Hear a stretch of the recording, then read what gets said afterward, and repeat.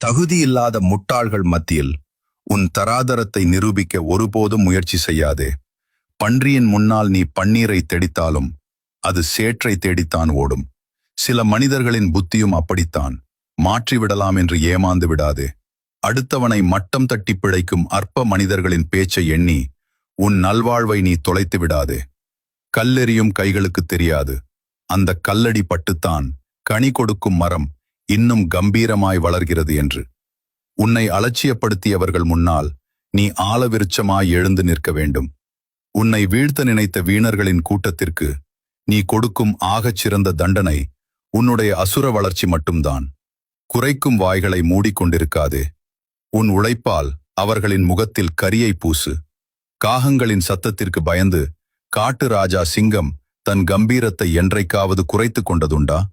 உன்னை மிதித்த முட்டாள்கள் நாளை உன்னை அண்ணாந்து